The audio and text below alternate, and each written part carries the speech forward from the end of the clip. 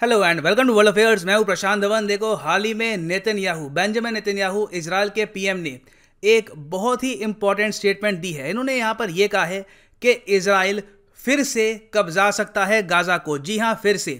इतिहास में आप अगर देखो तो इजराइल ने बहुत ही लंबे समय तक गाजा स्ट्रिप को कब्जा के रखा था। 2005 में एक्चुअली गाजा स्ट्रिप को इजराइल ने छोड़ा था ना। इस वीडियो में मैं आपको बहुत सी इंफॉर्मेशन दूंगा कि 2005 में क्या हुआ था, इजराइल ने गाजा स्ट्रिप से अपनी आर्मी पीछे क्यों करी थी, क्या इजराइल फिर से गाजा पट्टी को कब्जा सकता है या नहीं। नाउ फर्स्ट ऑफ ऑल, मैं अभी के लिए अगर आपको बताऊं तो पूरी दुनिया आज के समय वेट कर रही है कि कब इजराइल और फिलिस्तीन के बीच में एक सीज फायर हो, युद्ध विराम हो।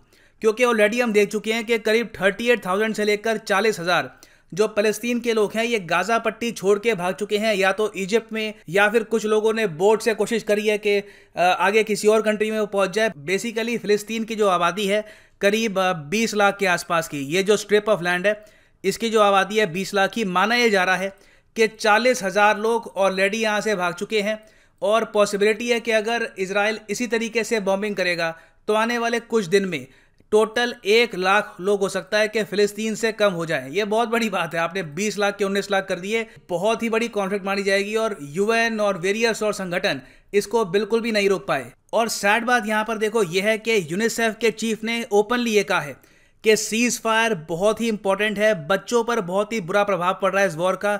ऑलरेडी हम देख चुके हैं कि करीब 30 से लेकर 40,000 बच्चे डिस्प्लेस हो चुके हैं, मतलब कि वो अपने घर से बिल्कुल अलग हो चुके हैं, उनकी फैमिलीज का है पता नहीं है। और पूरी दुनिया इसलिए आज के समय इजराइल पर प्रेशर डाल रही है कि फाइनली जो ये वॉर है, जो ये कॉन्फ्लिक्ट है अभी के लिए, इसको फाइनली खत्म कर दो। इवन जो बाइडन ने कुछ ही घंटों पहले नेतन्याहू को फोन किया और यहाँ पर यह कहा कि बहुत ही जल्द मैं चाहता हूं with in a few days कि आप सीज फायर कर लो। यहाँ पर ना क्वेश्चन यहाँ पर यह आता है कि इजराइल यहाँ पर चाहता क्या है, क्योंकि इन्होंने ऑलमोस्ट सारे जो इंपॉर्टेंट कमांडर्स थे हमास के इनको मार दिया है। इन्होंने लेबनान में हिजबुल्लाह है उसको भी चुप कर दिया है। सीरिया में जो कुछ ग्रुप्स थे उनके कमांडर्स भी यहाँ पर मार दिए हैं। हमास की जो एक नेवी थी उसको भी काफी डैमेज कर दिया है। तो अब क्वेश्चन यहाँ पर यह आता है कि इजराइल यहाँ पर चाहता क्या है, इजराइल कब रुकेगा यहाँ पर। क्योंकि इवन हमास भी अब यहाँ पर कह रहा है युद्ध विराम के बारे में, क्योंकि उनकी हालत बहुत खराब हो गई है।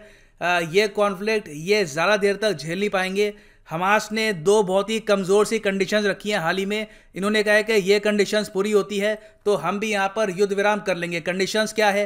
पहले कह रही हैं कि अल-अक्सा मॉस्क की रिस्पेक्ट करो। ये देखिए इजी सी बात है इजराइल के लिए, जो भी यहाँ पर फोर्सेस है वापस बुला लो कंपाउंड से और अल-अक्सा मॉस्क को वापस जो सिविलियंस हैं उनके हाथ में दे दो। दूसरा यहाँ पर ये कह रहे हैं कि फोर्स्ड इवैक्यूएशन नहीं होनी चाहिए शेख जरा की। आपको पता होगा सारा जो भी ये कॉन्फ्लिक्ट आज के समय चल रही है इसका मेन रीज़न है शेख जरा। जेरूसलम के पास में एक ये जगह थी, यहाँ पर फिलिस्तीन के लोग रहते हैं।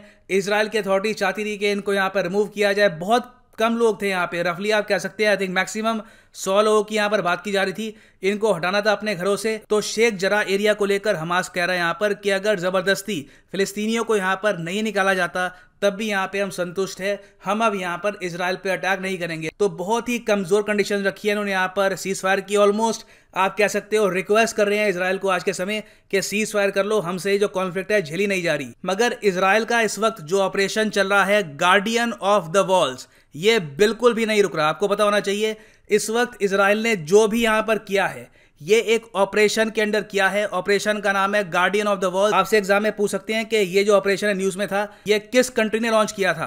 और देखो इजराइल यहाँ पर ये कह रहा है कि अभी भी हमारा ऑपरेशन रुका नहीं है। इन्होंने ये कहा है कि बहुत सारे इजरायलियों को यहाँ पे मारा गया। यहाँ पे आप देखोगे रिसेंटली इन्होंने ये वीडियो पोस्ट करी है कि हज़ारों रॉकेट्स हम पे बरसाए गए, हमारे घर डिस्ट्रॉय किए गए।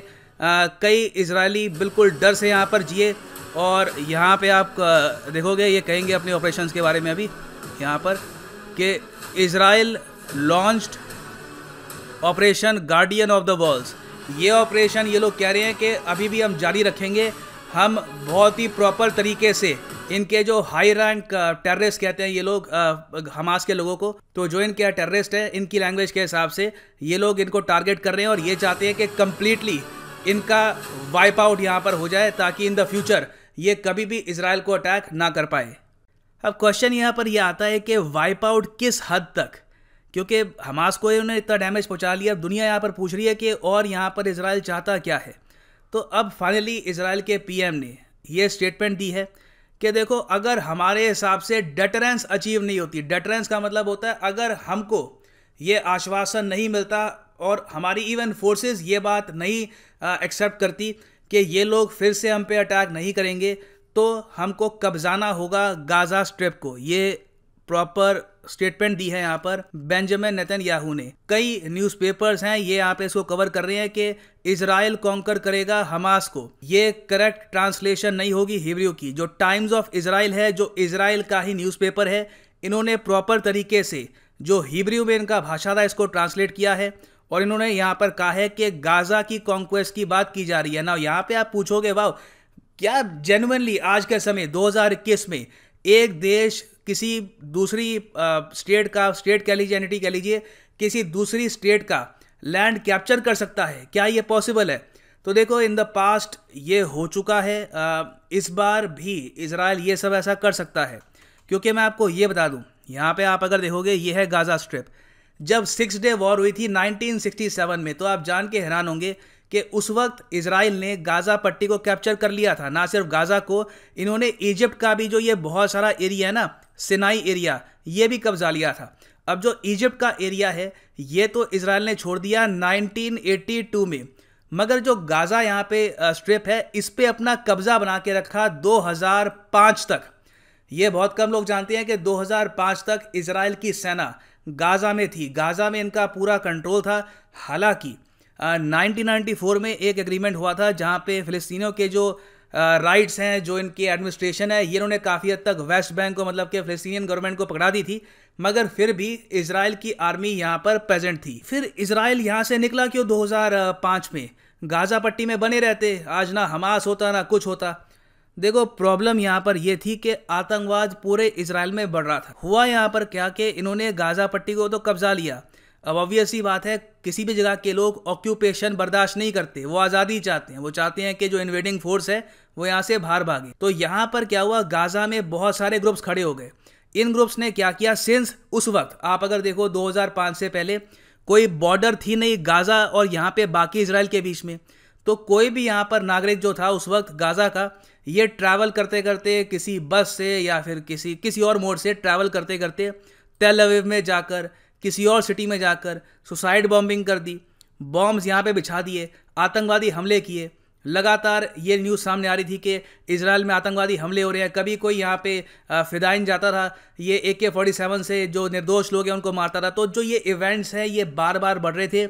इजराइल के पास देखो ऑप्शन थी नहीं यहाँ पे, वो क्या करे? पूरी जो यहाँ पे 20 लाख की आबादी है इसको मार सकते हैं नहीं, वो दुनिया वो ऑफकोर्स अलाउ करेगी नहीं और वो मॉरली भी गलत होगा। तो तंग आके इन्होंने ये डिसाइड किया कि बॉर्डर क्लोज कर देते हैं। जी हाँ, ये हुआ था। एक बार को गाजा के जो यहाँ पर ग्रुप्स थे इन्होंने तंग कर दिया इजराइल को इतना आतंकवाद करके कि इन्होंने डिसाइड किया कि अपनी आर्मी वापस बुलाओ और पूरी बॉर्डर यहाँ पर क्लोज कर दो और इंश्योर करो कि यहाँ का कोई भी आदमी हमारी धरती पे ना पाए। इस तरीके से इजराइल ने अपने देश में कुछ हद तक आतंकवाद को रोका। अब एक तरफ इन्होंने ये प्रॉब्लम निपटा दी, फिर यहाँ पे जो हमास जैसे ग्रुप्स थे ये बहुत ज़्यादा स्ट्रांग हो गए, इन्होंने रॉकेट्स फायर करने स्टार्ट कर दिए। अब ये प्रॉब्लम स्टार्ट हो गई है। ओवरऑल आज के समय आप अगर सर्वे करोगे इजराइल का, एक नॉर्मल इजराइल के नागरिक से पूछोगे कि जो इजराइल ने पुल आउट किया था 2005 में गाजा पट्टी से, क्या ये अच्छा निर्णय था या क्या ये खराब निर्णय था, तो एक्चुअली ज़्यादातर इजराइल कहते हैं कि जो पुल आउट था इजराइल का ये एक बहुत बड़ी गलती थी। क्योंकि अब जो ये रॉकेट दाग कर एक तरीके से टेरर मचा के रखते हैं पूरे इजराइल में, इसकी वजह से इजरायली मानते हैं कि उनकी लाइफ ज़रा मुश्किल हो गई है।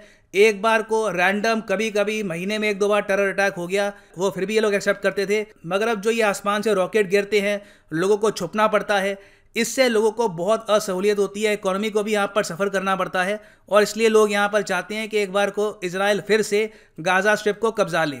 इसलिए यहाँ पर बेंजामिन नेतन्याहू ने ये स्टेटमेंट दी है कि देखो हमारे सामने ये ऑप्शन ओपन है और इसको हम कंसिडर कर रहे हैं कि क्यों ना वापस कब्जा लिया जाए इस एरिया को। हाँ, पॉसिबल यहाँ पे इनके सामने एक ऑप्शन ये है कि इस बार बॉर्डर मत खोलो। आप समझ रहे हैं, बॉर्डर को सील रखो और बस एक ये जो यहाँ पर स्ट्रिप ऑफ लैंड है इसको कब्जा लो। इजराइल जेन्युइनली इस ऑप्शन को आज के समय कंसिडर कर रहा है। हाँ, मैं आपको ये बता दूं कि इजराइल अगर ऐसा करता है तो इससे देखो रीजन में इंस्टेबिलिटी बहुत ज़रा बढ़ जाएगी, क्योंकि इससे टर्की, सीरिया, इजिप्ट, बहुत से जॉर्डन, ये सब देश हरकत में आ जाएंगे, क्योंकि इनको यहाँ पर डर लगेगा कि अब इजराइल अपनी मिलिट्री के दम पे लैंड कब्जा रहा है, फिर से इन द फ्यूचर ये हम पे वॉर करके हमारा लैंड ना कब्जा ले, इससे पहले इजराइल के अगेंस्ट इनको कोई एक्शन लेना होगा। इसी तरीके से देखो लार्ज कॉन्फ्लिक्ट्स होती है। तो अभी के लिए देखो पॉसिबिलिटी यहाँ पर बिल्कुल बनी हुई है कि इजराइल कंप्लीटली कब्जा सकता है गाजा पट्टी को। आपके हिसाब से मैं जानना चाहूँगा कि इजराइल के पास जो यहाँ पर ऑप्शन है, क्या इसको यूज़ करना चाहिए, या फिर आप यहाँ पर मानते हैं कि नहीं, हमास का भी के लिए जो ऑफर है इसको एक्सेप्ट कर लो, सीज फायर कर लो और फिर धीरे धीरे पीस की यहाँ पर बातचीत करो, कोशिश करो कि भविष्य में ऐसी कोई भी कॉन्फ्लिक्ट ना हो। लिखिएगा इसके बारे में कमेंट सेक्शन में। I am sure all of us would like to know. और फाइनली यहाँ पे मैं ऐड करना चाहूँगा कि आप किसी भी एग्जाम के लिए प्रिपेयर कर रहे हैं, चाहे UPSC, SSC, bank, any examination, आप परचेज कर सकते हैं अनअकैडमी के लाइव कोर्सेज। लाइव क्लास यहाँ पे आपको मिलेगी। सिंपली जाइए unacademy.com पे, क्लिक करिए यहाँ पर यूपीएससी सीएसई पर, इस केस में गेट सब्सक्रिप्शन, और यहाँ पे आप परचेज कर सकते हैं प्लस या फिर आइकॉनिक कोर्स। जो प्लस कोर्स है 12 मंथ्स का आपको पड़ेगा 4125 पर मंथ का, मगर ऑब्वियसली ये प्राइस कभी भी पे मत कर देना। यूज़ करिए यहाँ पर कोड PD10 और आपको मिलेगा सीधा 10% discount on all your courses. So use the code PD10 and save money. इसी नोट के साथ ये है वीडियो का अंत। Thank you for listening and as always God bless you all.